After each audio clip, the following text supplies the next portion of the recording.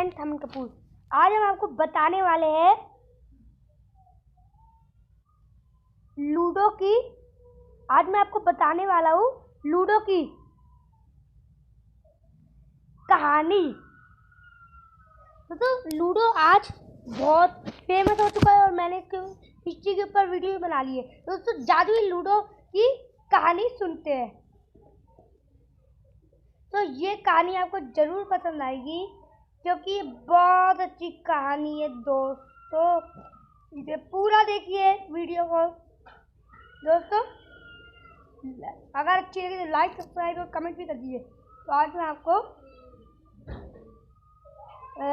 ये वीडियो दिखाता हूँ, ये कहानी हम आपको सुनाएंगे। हुकुम ये वाला। अरे ठंड रख।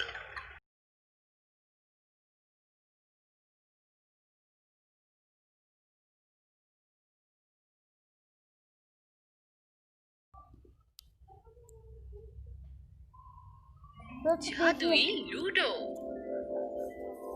कुछ दूर जनकपुर नाम के गांव में एक छोटा सा परिवार रहता था जिसमें माता पिता और भाई बहन अंशु और वंश रहते थे। पूरे देश में कोरोना तेजी से फैल रहा था। एक दिन जब अंशु और वंश दोनों स्कूल के लिए तैयार होकर निकले तभी अचानक उनके पिताजी ने उन्हें पीछे से आवाज दी। अरे बेटा अंशु और वंश, घर के अंदर आओ। ये सुन अंशु और वंश तुरंत अपने पिताजी के पास पहुंचते हैं। बेटा, अभी मैंने पढ़ा कि कोरोना वायरस के काफी तेजी से फैलने पर स्कूल कॉलेज और बाकी सारी जगह बंद हो गई हैं और कुछ समय बाद ही खुलेंगी। अरे वाह छुट्टी, अब तो रोज लूडो खेलेंगे, क्यों अंशु दीदी? हाँ, अब तो पढ़ाई की भी छुट्टी ही समझो।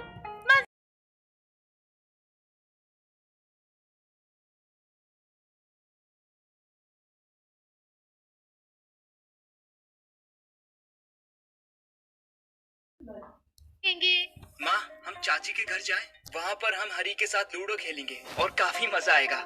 ठीक है बेटा, पर संभाल कर जाना। अंशु और वंश अपनी चाची के घर पहुँचते हैं और वहाँ हरी से मिलते हैं। हरी उन्हें देखते ही हंसने लगता है। आगे लूजर लोग।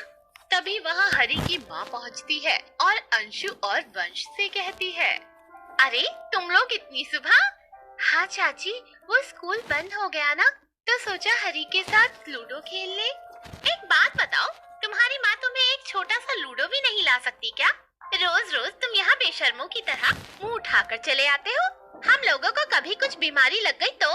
अपनी चाची का ये बर्ताव देख अंशु और वंश को बड़ी ठेस पहुँची और वो वहाँ से चले गए और फिर अपनी माँ के सामने रोने लगे और उन्हें सब बताया। तुम फिक्र ना करो बच्चों, मैं आज ही तुम्हारे पिताजी से कहकर अच्छा सा लूडो खरीद देती हूँ। शाम को उनके पिताजी लूडो लेने के लिए निकल तो जाते हैं पर उन्हें काफी दुकानें घूमने के बाद भी कोई दुकान खुली नहीं मिलती और वो घर लौट आते हैं। माफ करना बच्चों, मैंने बहुत कोशिश की पर कोई भी खिलौनों की दुकान खुली ही नहीं थी। ये देखकर वंश बहुत ही उदास हो जाता है और वंश को उदास देखकर अंशु कहती है, अरे वंश, हम लूडो खुद भी तो बना सकते हैं। आओ चलो कार्डबोर्ड निकालो और वो हमारी आर्ट क्लास वाली मॉडलिंग क्ले वो भी ले आओ। दोनों भाई बहन अपने हाथों से कार्डबोर्ड काट कर उसे रंग देते हैं और मॉडलिंग क्ले से गोटियां बना लेते हैं। तभी अंशु पूछती है, पासे का क्या करें? अरे मैं अभी नदी किनारे से एक अच्छा वाला पासे जैसा पत्थर ढूंढ के लाता हूँ। वंश जब नदी किनारे पत्थर खोजने लगता है, अचानक उसकी नजर किनारे पर पड़े रेत में दबे हुए जगमगाते हुए डब्बे की तरफ जाती है।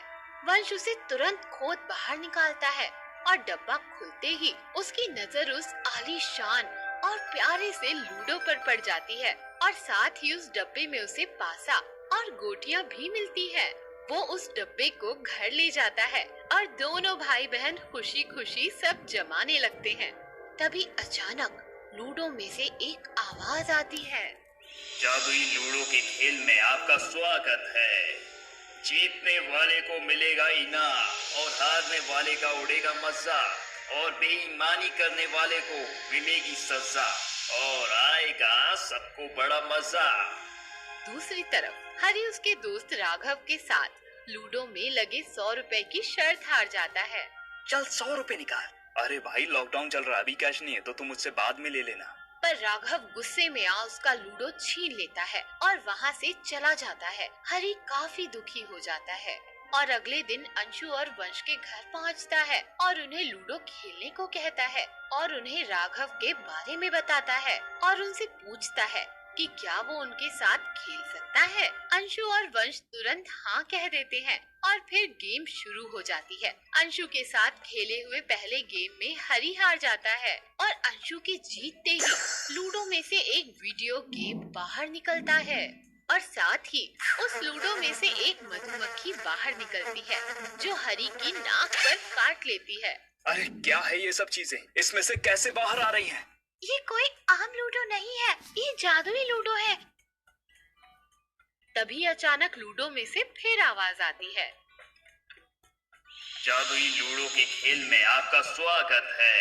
जीतने वाले को मिलेगा इनाम और हारने वाले का उड़ेगा मजा और बेईमानी करने वाले को मिलेगी सजा और आएगा सबको बड़ा मजा।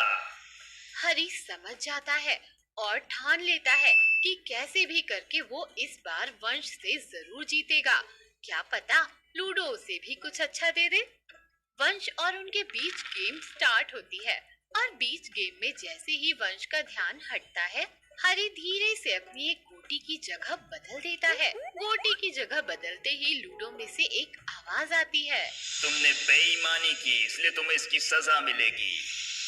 और ये कहते ही लूडो में से काला धुआं निकलता है और हरी के चेहरे पर पूरा काला रंग लग जाता है और अंशु और वंश जोर जोर से हंसने लगते हैं। शायद इसीलिए कहते हैं सच्चे का बोलबाला और झूठे का मुंह काला।